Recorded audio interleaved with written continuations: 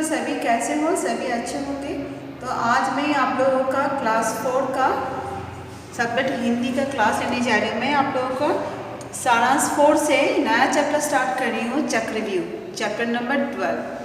तो ये जो चक्रव्यूह है ये महाभारत की एक घटना है, जिसमें महाभारत में कौरवों और पांडवों के युद्ध में जो चक्रव्यूह रचा गया था, इसकी एक ये घटना है, जिसमें अर्जुन का पुत्र अभिमन्यु जिसने चक्रव्यूह की बड़ी वीरता से भेदा था, तो उसी के बारे में आज आप लोग को पढ़ना है। सभी अपनी किताब में पेज नंबर 81 निकालें और देखिए, इसमें दिया है कि ये महाभारत की एक प्रसिद्ध घटना पर आधारित है।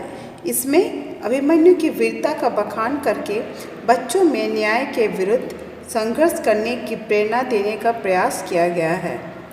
महाभारत का युद्ध चल रहा था, तो ये एक नाटकीय रूप से इसको बताया गया है कि महाभारत का युद्ध चल रहा था। एक दिन अर्जुन अपने रथ पर बैठकर युद्ध करते करते युद्ध भूमि के अंतिम छोर तक चल गए थे।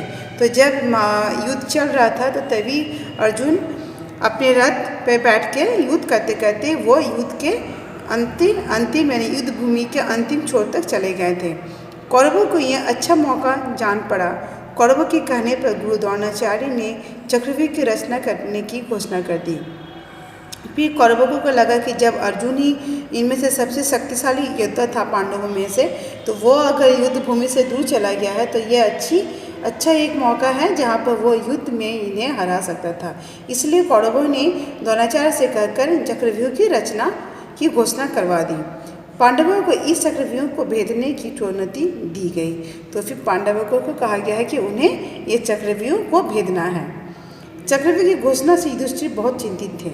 चक्रव्यूह की घोषणा सुनते ही युधिष्ठिर बहुत अधिक चिंतित हुए। पास ही भीम, नकुल और सहदेव भी माथे पर हाथ रखे बैठे थे।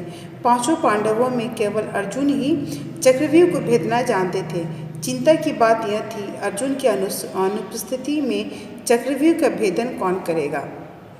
तो जब चक्रव्यूह की घोषणा की गई तो फिर भीम, नकुल, युधिष्ठिर सभी बहुत चिंतित थे, क्योंकि उन पांचों पांडवों में सिर्फ अर्जुन को ही चक्रव्यूह को भेदना आता था। तो अर्जुन अब ये सबको ये चिंता खाई जा रही थी कि अर्जुन की अनुपस्थिति में चक्रव्यूह का भेदन कौन करेगा। विपक्ष की चुनौती थी, हार जीत का प्रश्न खड़ा हो गया था। वैसे भी भीम अपने गदा के प्रहार से चक्रव्यूह को टुकड़े टुकड़े करने का दावा कर रहे थे।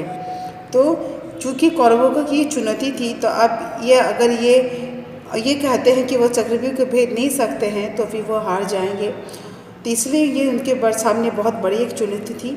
लेकिन जो भीम था वो दावा कर रहा था कि वो अपने गदा के प्रहार से वो चक्रव्यूह को वो तोड़ सकता है। पर यह काम इतना आसान नहीं था। चक्रव्यूह में प्रवेश करना ही कठिन था। इतने में बाहर से कुछ शोर सुनाई पड़ा। अभिमन्यु ने शिविर में प्रवेश किया। उसने सबसे पहले महाराज युधिष्ठिर के चरण स्पर्श कर प्रणाम किया। महाराज युधिष्ठिर ने आशीर्वाद देते हुए पूछा, अभिमन्यु तुम इतने उत्तेजित क्यों हो रहे हो, क्या बात है। ठीक है, जब वे सभी आपस में इस बारे में चर्चा कर रहे थे, तभी अभिमन्यु शिविर में प्रवेश किया और उसने युधिष्ठिर के चरण स्पर्श किया। और तभी युधिष्ठिर ने पूछा कि तुम इतने उत्तेजित क्यों हो। आज मैं युद्ध करने जाऊंगा, मुझे आज्ञा दीजिए महाराज, अभिमन्यु ने हाथ जोड़कर कहा। उसने अब युधिष्ठिर से हाथ जोड़ के कहा कि आज युद्ध करने मैं जाऊंगा, मुझे इसके लिए आज्ञा दें। Page number 82। भीम बोले, क्या आज तुम युद्ध करने जाओगे? आज का युद्ध तो बहुत भयंकर है। भीम बोले, तुम आज युद्ध करने जाओगे? यह तो बहुत ही भयंकर युद्ध है। जानते हो, आज गुरु द्रोणाचार्य ने चक्रव्यूह की रचना की है। इसे भेदना तुम्हारे पिता अर्जुन के अलावा और किसी को नहीं आता। तुम तो अभी बालक हो पुत्र। तो भीम ने कहा कि ये आज का युद्ध काफ़ी भयावह होने वाला है, क्योंकि गुरु द्रोणाचार्य ने चक्रव्यूह की रचना कर दी है और इसे भेदना सिर्फ अर्जुन को ही आता है और किसी को नहीं आता है। और तुम तो अभी छोटे बालक हो, तुम इस चक्रव्यूह को कैसे भेद सकते हो। मुझे चक्रव्यूह भेदना आता है महाराज। पिताजी एक बार माँ को चक्रव्यूह भेदने की विधि बता रहे थे, तो मैंने उसे सुन लिया। हाँ, चक्रव्यूह से निकलने की विधि मैं नहीं सुन सका, किंतु उससे क्या, जब मैं उसमें घुस कर उसका भेदन कर दूंगा तब बाहर निकलना कौन कठिन बात होगी। अभिमन्यु ने औज भरे शब्दों में कहा। उसने क्या कहा कि मुझे चक्रव्यूह भेदना आता है। जब उसके पिताजी जब वो अपनी माँ के गोद में थे, यानी जब वे गर्भ में थे, माँ के गर्भ में थे, तब जब उसके पिता अर्जुन उसकी माँ को चक्रव्यूह भेदने की विधि बता रहे थे तो उसने उसे सुन लिया था।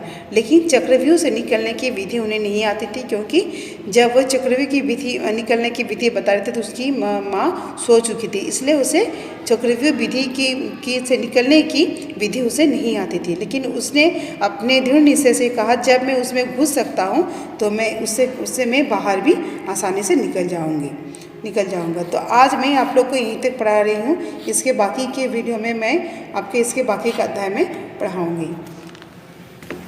यहाँ पे देखिए क्या है, जीवन मूल्य में है बड़ों के प्रति सम्मान का भाव। यानी इसमें कहा गया है कि जैसे इसमें दिखाया गया है कि अभिमन्यु को बहुत काफ़ी उत्तेजना थी कि वो चक्रव्यूह को भेज सकता है, लेकिन फिर भी वो जब शिविर में प्रवेश किए तो उसने सबसे पहले एक दूसरे के चरण स्पर्श किए और उसे प्रार्थना की कि उन्हें युद्ध में जाने की आज्ञा दी जाए। इससे पता चलता है कि हमें हमेशा बड़ों का सम्मान करना चाहिए। फिर है वीरता का परिचय देना। तो इसमें जैसे ही वो अभिमन्यु काफ़ी छोटा था, उसकी उम्र काफ़ी कम थी, लेकिन फिर भी वो युद्ध में जाने के लिए वो हमेशा ही उत्साहित था और वो इसके लिए वो प्रेरित भी था। इससे ये पता चलता है कि जो भी वीर पुरुष होता है वो कभी भी हार नहीं मानते हैं, चाहे वो छोटे हो या फिर बड़ा हो। फिर है मैं आपको इसका शब्दार्थ बताने जा रही हूँ।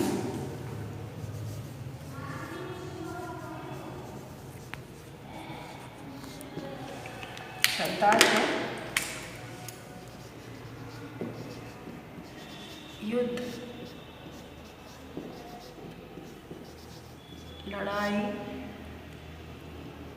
अंतिम,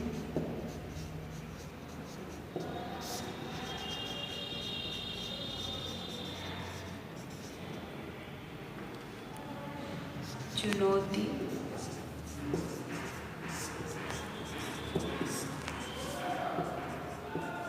ललकार, चिंतित परेशान,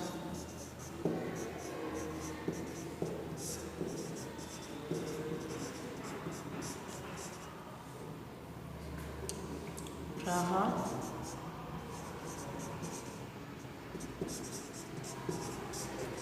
चोट, प्रवेश,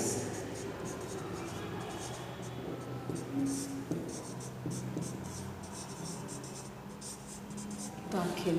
इसमें क्या क्या है, युद्ध का क्या होता है, लड़ाई करना, अंतिम यानी आखिरी, चुनौती, ललकार, चिंतित परेशान, प्रहार चोट, प्रवेश दाखिल। तो इस तरह से शब्दार्थ आपको ये सभी याद करना है।